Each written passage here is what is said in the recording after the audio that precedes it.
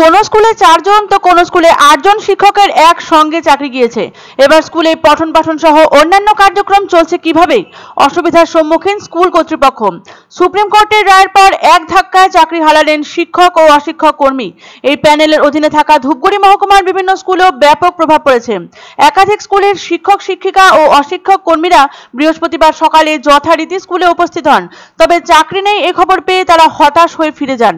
সূত্রের খবর, ধূপগুড়ির দুরামারি চন্দ্রকান্ত হাই স্কুলের 8 জন শিক্ষক, ধূপগুড়ি হাই স্কুলের 4 জন শিক্ষক এবং 2 জন অশিক্ষক কর্মী এই রায়ের ফলে চাকরি হারিয়েছেন।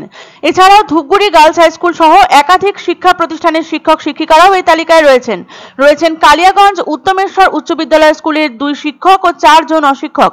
বৃহস্পতিবার অনেকেই যথারীতি শ্রেণীকক্ষে পৌঁছেছিলেন, কিন্তু চাকরিচ্যুতির খবর পাওয়ার পর তার চোখে মুখে হতাশা নিয়ে ফিরে যান।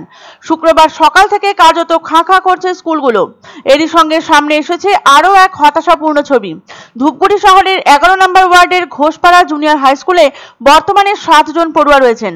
স্কুলটি একজন শিক্ষক এবং গ্রুপ ডি কর্মী দ্বারা পরিচালিত হচ্ছিল। সম্প্রতি ভারপ্রাপ্ত শিক্ষকের প্রয়াণের পর শিক্ষা দপ্তর এক শিক্ষিকাকে সাময়িকভাবে দায়িত্ব দিয়েছিলেন। বৃহস্পতিবার সুপ্রিম কোর্টের রায়ে চাকরি হারান সেই গ্রুপ ডি কর্মী। ফলে স্কুল চালানোর বিষয়ে অস্থিরতা তৈরি হয়েছে। এই আকস্মিক সংকটের ফলে স্কুলগুলোর স্বাভাবিক শিক্ষা কার্যক্রম ব্যাহত হওয়ার আশঙ্কা প্রকাশ করছেন প্রধান শিক্ষকেরা। একসঙ্গে এতজন শিক্ষক কর্মচারী চলে যাওয়ায় প্রশাসনিক ও শিক্ষাগত কার্যক্রম চালানো অত্যন্ত কঠিন হয়ে পড়বে বলে জানান তারা। শিক্ষক কর্মচারীদের এই দুঃসময়ে তাদের পাশে দাঁড়ানোর দাবি জানাচ্ছেন সহকর্মী এবং অভিভাবকরা। শিক্ষাক্ষেত্রে এই সংকট কিভাবে মেটানো হবে তা নিয়ে শিক্ষা মন্ত্রকের অবস্থান স্পষ্ট নয়।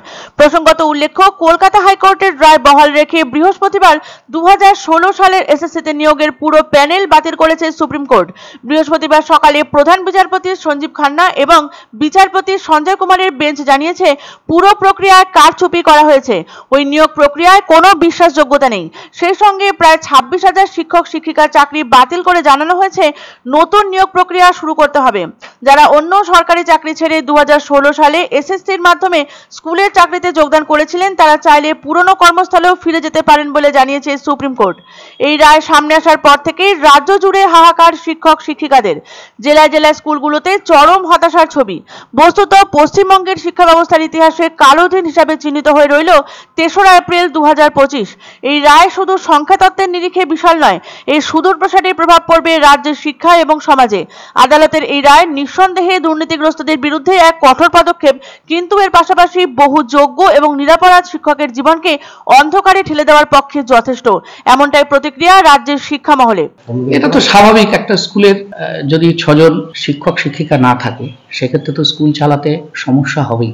অফিস স্টাফের ক্ষেত্রেও একটা বিরাট সমস্যা, যদি না থাকে সমস্যা হবে। এখন শিক্ষা দপ্তর কাছে আমরা চাইবো যাতে দ্রুত সমস্যার সমাধান হয়, যাতে আমরা যেমন করে চালাতাম ফুল সুইংয়ে যাতে স্কুল আগামীতে চালাতে পারি।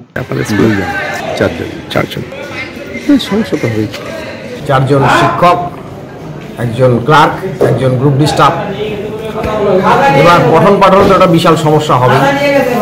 তাদের কাছে খাতা আছে, তাদের খাতা ইভ্যালুয়েশনের জন্য 11-এর খাতা, পরীক্ষা হচ্ছে আজকে থেকে, ইনভিজিলেশনে কিছু সমস্যা হচ্ছে।